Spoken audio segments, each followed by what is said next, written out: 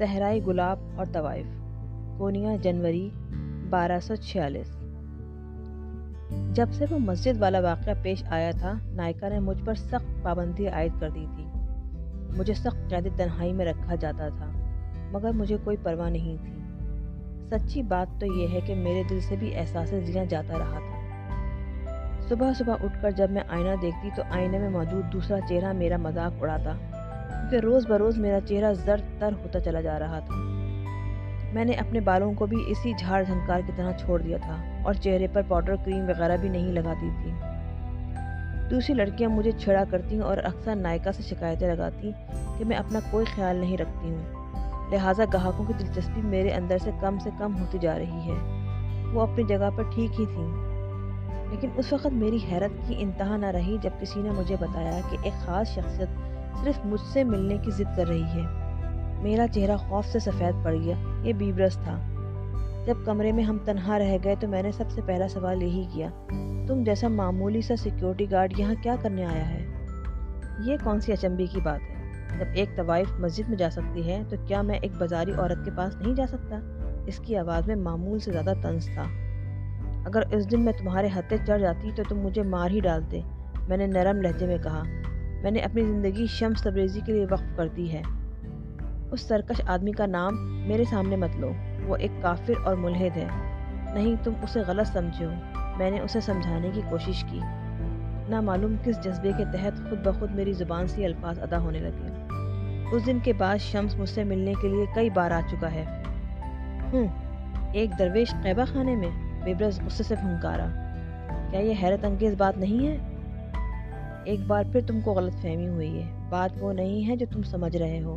یہ بات میں نے پہلے کبھی کسی کو نہیں بتائی، اور میں یہ بھی نہیں کہہ سکتی کہ بیبرس کو کیوں بتا رہی ہوں، مگر یہ حقیقت تھی کہ شمس ہر ہفتے مجھ سے ملنے کے لیے آیا کرتا تھا۔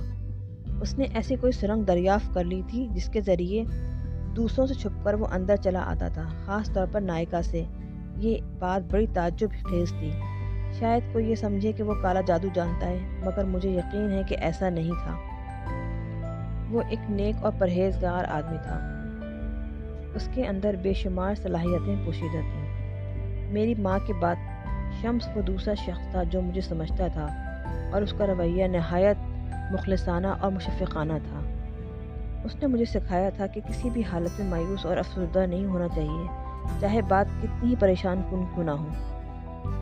جب کبھی میں نے اس سے کہا کہ مجھے پناہ کون دے گا، وہ مجھے ایک اصول سنا دیتا: ماضی محض ایک تعویل ہے اور مستقبل سراب۔ زندگی کا پہیہ پیچھے کی طرف کبھی نہیں گھومتا، بلکہ ماضی سے ہوتا ہوا مستقبل کی طرف بڑھتا ہے۔ یہاں تک کہ وقت بھی ہمارے آس پاس ہی گھومتا رہتا ہے، ایک پیچدار لچھے کی طرح۔ ابدیت کے معنی لامحدود وقت کے نہیں ہیں، بلکہ مناسب موقع ہے۔ اگر تم ابدیت کی درخشانی کا تجربہ کرنا چاہتی ہو تو ماضی اور مستقبل کو اپنے دماغ سے نکال دو اور حال میں مست رہو۔ شمس اکثر کہا کرتا تھا، دیکھو، موجودہ لمحہ ہر وقت ہمارے ہاتھ میں ہے اور ہمیشہ رہے گا۔ اگر تم یہ حقیقت تسلیم کر لو تو تمہیں کسی سے ڈرنے کی ضرورت نہیں۔ تم اپنے آپ میں ہمت پیدا کرو اور ایک بار اس قہبہ خانے سے نکل کر تو دیکھو۔ بیبرس بڑے غور سے میری رنگ بدلتی کیفیت کو دیکھ رہا تھا۔ اس کی آنکھوں میں شاید کوئی خرابی تھی۔ وہ جب بھی میرے چہرے کو دیکھتا تو اس کی داہنی آنکھ ٹیڑھی ہو جاتی اور ایسا لگتا جیسے وہ کہیں اور دیکھ رہا ہے۔ مجھے احساس ہونے لگتا کہ شاید اس میں ایک اور شخص چھپا بیٹھا ہے، کوئی ایسا آدمی جو مجھے نظر نہیں آ رہا ہے۔ اس نے تو مجھے ڈرا ہی دیا تھا۔ میں نے بہتر یہی سمجھا کہ اب شمس کے بارے میں مزید کوئی بات نہ کی جائے۔ میں نے اسے شراب کا ایک گلاس پیش کیا، جسے وہ بڑی بےتابی سے ایک ہی گھونٹ میں پی گیا۔ ہاں، ذرا یہ تو بتاؤ، تمہاری خصوصیت کیا ہے؟ دوسرا گلاس چڑھانے کے بعد اس نے پوچھا۔ ہر لڑکی میں کوئی نہ کوئی خوبی ہوتی ہے، کیا تم رقص کر سکتی ہو؟ میں نے اسے سمجھایا کہ میں ایک سیدھی سادی عورت ہوں، اگر مجھ میں کوئی بات تھی تو اب نہیں رہی۔ آج کل میں بیمار رہنے لگی ہوں۔ اگر نائکا سن لے کہ میں کسی گندی بیماری میں مبتلا ہوں اور یہ میں نے خود کسی گاہک سے کہا ہے تو وہ مجھے قتل کر دے گی، مگر مجھے اس کی کوئی پرواہ نہیں ہے۔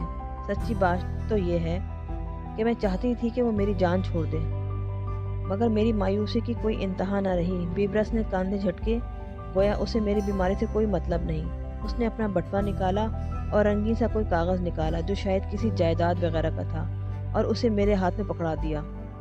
آہستہ آہستہ منہ میں کچھ چباتے ہوئے اس نے پوچھا، کیا تم کو کسی چیز کی ضرورت ہے؟ میں نے گردن ہلائی۔ شاید میں نہیں جانتی تھی کہ یہ کیا ہے۔ تم نہیں جانتی کہ تم کیا ٹھکرا رہی ہو؟ وہ مدہوشی کے عالم میں تھا۔ آج سے تم میری داشتہ بن جاؤ۔ نہیں، ایسا کبھی نہیں ہو سکتا، میں پوری قوت سے چلائی۔ میں بہت جلد یہ جگہ چھوڑنے والی ہوں۔ بیبرس نے ایک زوردار قہقہہ لگایا۔ تم ایسا کبھی نہیں کر سکو گی، اس نے بڑے اعتماد سے کہا۔ میں جانتی تھی کہ بحث کرنے کا کوئی فائدہ نہیں ہے، مگر پھر بھی میں اپنی زبان پر قابو نہ رکھ سکی۔ ہم دونوں میں کوئی فرق نہیں ہے۔ ماضی میں ہم دونوں ایسے کئی کام کر چکے ہیں جن پر ہمیں شرمندہ ہونا چاہیے، مگر تم ایک سیکیورٹی گارڈ بن گئے ہو۔ اپنے چچا کا شکریہ ادا کرو۔ میرا کوئی چچا نہیں جو میری پشت پر ہاتھ رکھے۔ بیبرس کا چہرہ لکڑی کی طرح سخت ہو گیا۔ اس کی آنکھیں جو اب تک ذرا شرمندہ تھیں، یکجک ان کے اندر سے آگ نکلنے لگی۔ وہ تیزی سے آگے بڑھا اور مٹھی میں میرے بال جکڑ لیے۔ میں تمہارے ساتھ نرمی سے پیش آ رہا تھا، ہے نا؟ اس کے منہ سے ایک غراہٹ ابھری۔ تم اپنے آپ کو کیا سمجھتی ہو؟ میں نے کچھ کہنے کے لیے منہ کھولا ہی تھا کہ ایک زبردست مکہ میرے چہرے پر پڑا اور مجھے خاموش ہو جانا پڑا۔ میرے موکل نہ جانے کیوں مجھے کبھی کبھی مار پیٹ لیا کرتے تھے، مگر بیبرس کی مار کسی اور ہی نوعیت کی تھی۔ میں زمین پر گر پڑی اور بیبرس کے پیر بڑی تیزی سے چلنے لگے۔ وہ میرے جسم کے ایک ایک حصے پر بری طرح مار رہا تھا، اور پھر مجھ پر ایک نئی حقیقت کا انکشاف ہوا۔ ہر چوٹ پر میرا جسم بری طرح بلبلا اٹھتا، مگر میری روح پر کوئی اثر نہیں ہو رہا تھا۔ وہ میرے جسم سے جدا ہو چکی تھی اور کسی کٹی پتنگ کی طرح ہلکی اور آزاد ہو چکی تھی۔ میں ایک لطیف مادے کی طرح ہوا میں بہی چلی جا رہی تھی، گویا کسی نے آزاد فضا میں پھینک دیا ہے، جہاں راستے میں کوئی رکاوٹ نہیں ہے اور کوئی منزل بھی نہیں ہے۔ میں کھیتوں اور کھلیانوں کے اوپر سے اڑی چلی جا رہی تھی۔ شاید میں پری کی شکل میں تبدیل ہو گئی تھی، اور اگر میں گر بھی رہی تھی تو آسمان کے اندر ہی اندر گر رہی تھی۔ کیا میں مر چکی ہوں یا مرنے والی ہوں؟ مگر مجھے کوئی ڈر اور خوف نہیں تھا۔ میں ہر چیز سے مبرہ ہو چکی تھی۔ اب میں ایک ایسی پاک، صاف اور معطر جگہ میں داخل ہو چکی تھی جو شاید طلسمی دنیا تھی، جو مجھے زمین پر گرنے سے روک رہی تھی۔ میں اس موت کے منہ میں جا رہی تھی جس کا میں نے تصور بھی نہیں کیا تھا، مگر حیرت انگیز بات یہی تھی کہ میں ذرا بھی خوف زدہ نہیں تھی۔ کیا میرا سارا خوف اسی لیے زائل ہو گیا تھا کہ میں نے یہ گندی جگہ چھوڑ دینے کا عزم کر لیا تھا؟ شاید خدا نے میرے دل میں ہمت پیدا کر دی تھی اور میں نے فیصلہ کر لیا کہ میں فی الفور اس چوہے دان سے نکل بھاگوں گی۔ شمس تبریزی نے ٹھیک ہی کہا تھا، ساری نجاست اور غلاظت دل میں ہوتی ہے۔ میں نے اپنی آنکھیں بند کر لیں اور اپنے ہمزاد کا تصور کرنے لگی۔ میں ماضی میں چلی گئی جب میں جوان تھی۔ میں قہبہ خانے سے ٹہلنے کے انداز میں باہر نکل آئی اور ایک نئی زندگی کی طرف گامزن ہو گئی، پورے جوش اور امنگوں کے ساتھ۔ یہ میری وہ زندگی تھی جو ایک عرصے سے میری تلاش میں تھی، اور اسی زندگی میں میرے لیے فلاح کی راہ تھی۔ یہ منظر اس قدر شاندار تھا کہ آنکھیں خون آلود ہونے کے باوجود سب کچھ صاف نظر آ رہا تھا۔ میری پسلیاں درد سے چٹخ رہی تھیں، لیکن میرے چہرے پر پروقار مسکراہٹ قائم تھی۔